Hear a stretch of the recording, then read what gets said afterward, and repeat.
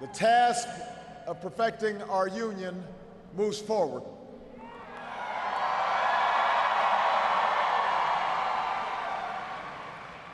It moves forward because of you. It moves forward because you reaffirmed the spirit that has triumphed over war and depression, the spirit that has lifted this country from the depths of despair to the great heights of hope, the belief that while each of us will pursue our own individual dreams, we are an American family and we rise or fall together as one nation and as one people.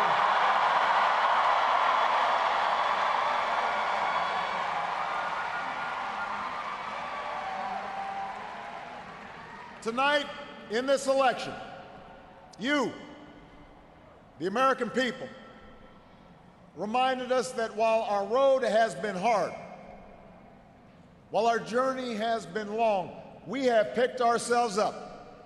We have fought our way back. And we know in our hearts that for the United States of America, the best is yet to come.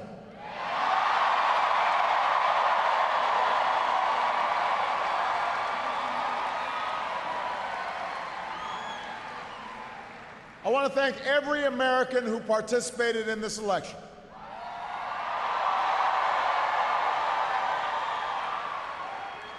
Whether you voted for the very first time or waited in line for a very long time. By the way, we have to fix that.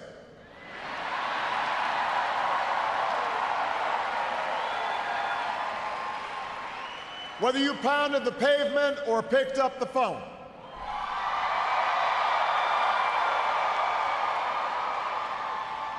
Whether you held an Obama sign or a Romney sign, you made your voice heard, and you made a difference. I just spoke with Governor Romney, and I congratulated him and Paul Ryan on a hard-fought campaign.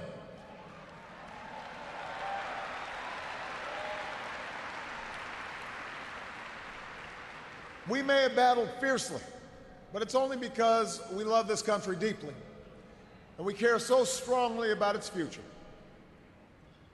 From George to Lenore to their son Mitt, the Romney family has chosen to give back to America through public service, and that is a legacy that we honor and applaud tonight.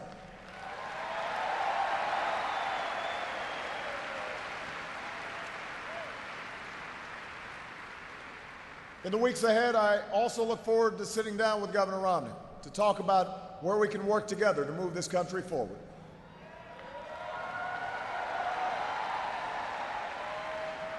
I want to thank my friend and partner of the last 4 years, America's happy warrior, the best vice president anybody could ever hope for, Joe Biden.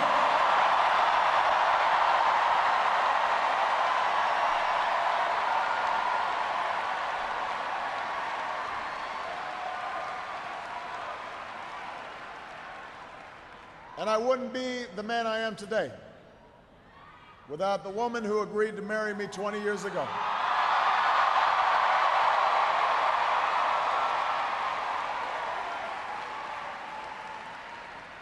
Let me say this publicly, Michelle, I have never loved you more. I have never been prouder to watch the rest of America fall in love with you too, as our nation's First Lady.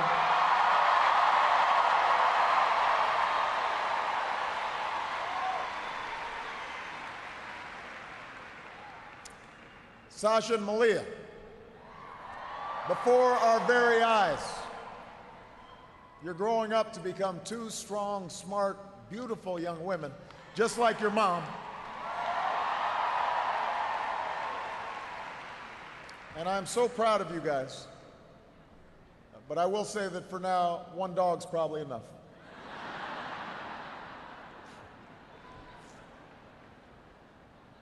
To the best campaign team and volunteers in the history of politics,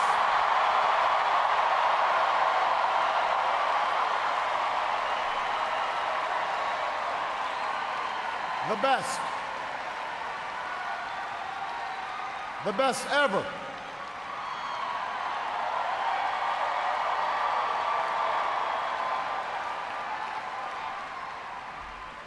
Some of you were new this time around, and some of you have been at my side since the very beginning.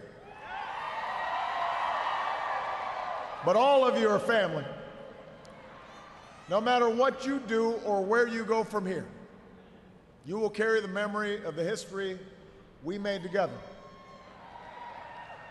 And you will have the lifelong appreciation of a grateful president. Thank you for believing all the way, through every hill, through every valley.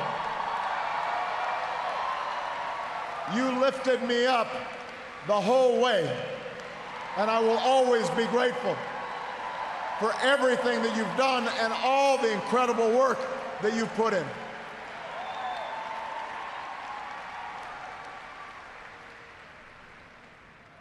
I know that political campaigns can sometimes seem small, even silly. And that provides plenty of fodder for the cynics who tell us that politics is nothing more than a contest of egos or the domain of special interests. But if you ever get the chance to talk to folks who turned out at our rallies and crowded along a rope line in a high school gym, or saw folks working late at a campaign office in some tiny county far away from home, you'll discover something else. You'll hear the determination in the voice of a young field organizer who's working his way through college and wants to make sure every child has that same opportunity.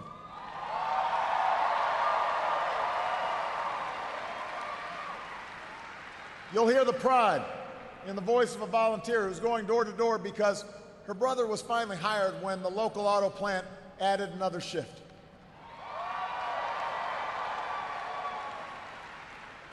You'll hear the deep patriotism in the voice of a military spouse who's working the phones late at night to make sure that no one who fights for this country ever has to fight for a job or a roof over their head when they come home.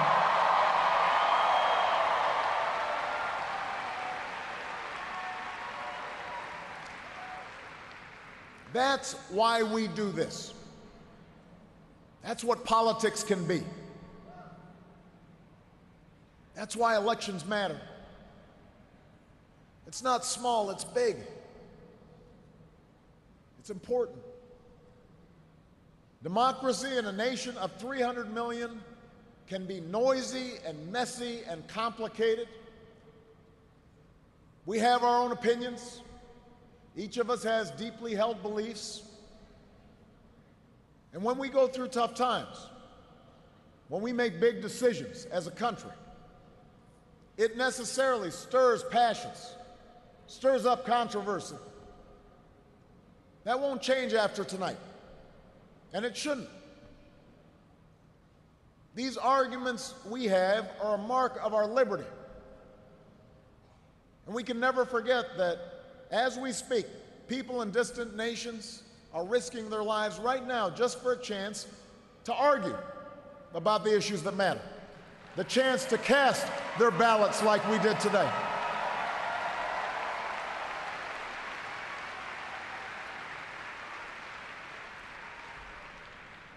But despite all our differences, most of us share certain hopes for America's future.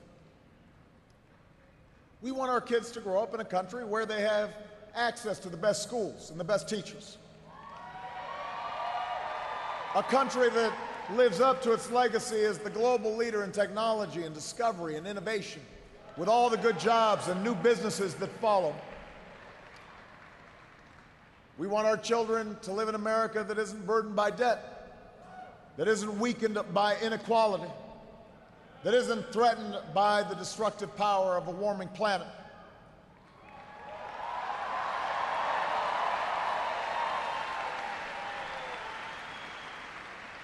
We want to pass on a country that's safe and respected and admired around the world. a nation that is defended by the strongest military on earth and